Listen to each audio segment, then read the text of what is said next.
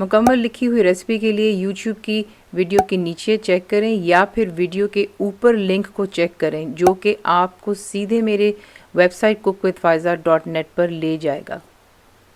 अस्सलाम वालेकुम। आज आपके लिए बनाने जा रहे हैं बहुत ही मज़ेदार सालन जिसका नाम है दही आलू। तो चीज़ें जो है सिंपल सी हैं। तेल आप गरम करेंगे, तेल मैं इस्तेमाल कर रही हूँ यहाँ पे आधे कप जितना, और इसके अंदर आप ऐड करेंगे फ्रेश लहसुन 1 टीस्पून जितना है, भरकर आपने करना है, और बीच में करी लीव जाएंगे 15-20 डाल दीजिएगा। फ्लेम हाई पर रखें और सिर्फ चंद सेकंड्स के लिए ही आपने यहाँ पर जो है लहसुन को फ्राई करना है। इसका हमने कलर नहीं चेंज करना, तो इसको ज़रा थोड़ा सा फ्राई होने दें और फिर आपको दिखाते हैं।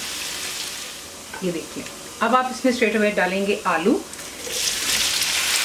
आलू जो है यहाँ पर मैं इस्तेमाल कर रही हूँ 1 किलो जितने आलू हैं।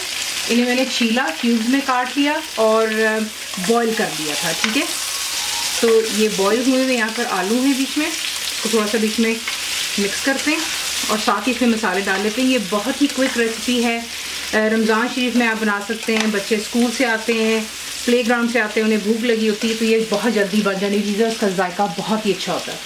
तो ये मिक्स कर लेने के बाद यहाँ पर आप ऐड करेंगे पिसी हुई लाल मिर्चें 1 टीस्पून जितनी, उसके बाद चीनी 1 टीस्पून, हल्दी 1/2 teaspoon, chaat masala 1 teaspoon, salt 1 teaspoon. आप कम या ज़्यादा अपने जायके के मुताबिक कर सकते हैं। भुना और कुटा ज़ीरा क्यूमिन सीड्स 1.5 टीस्पून है। इसको हल्का सा मिक्स करते हैं।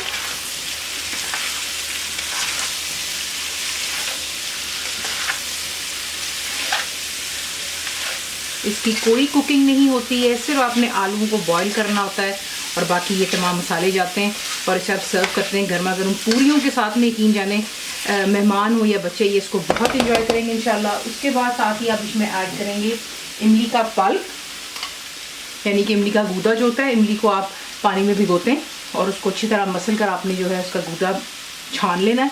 तो 1 किलो में आप डालेंगे 6 टेबलस्पून। अगर आपको खटाई ज़्यादा पसंद नहीं है तो फिर आप कम भी कर सकते हैं।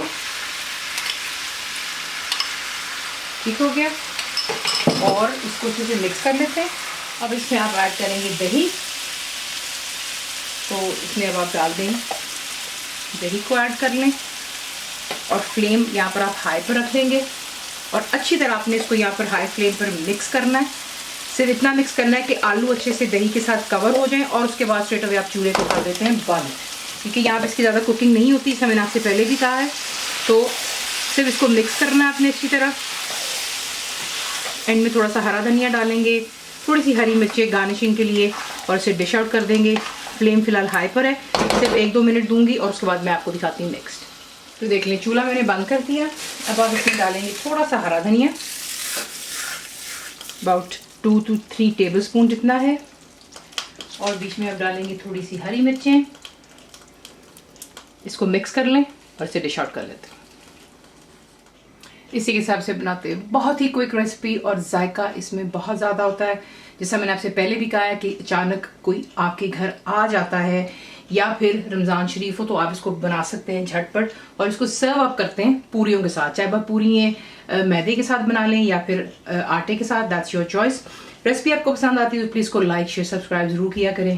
कंप्लीट रिटन रेसिपी जो कि इंग्लिश में आपको मिलती है वो है मेरी वेबसाइट cookWithFaiza.net पर, और उम्मीद है कि आप लोगों ने मेरी ऐप भी डाउनलोड कर ली होगी जो कि फ्री है।